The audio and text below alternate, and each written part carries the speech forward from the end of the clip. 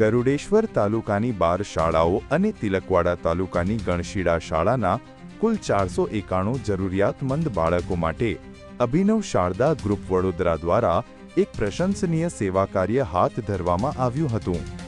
આ કાર્યક્રમ અંતર્ગત બાળકોને ઉચ્ચ ગુણવત્તાવાળા બૂટ અને મોજાનું વિતરણ કરવામાં આવ્યું હતું, જે તેમના માટે એક સુરક્ષા કવચ સમાન સાબિત થશે।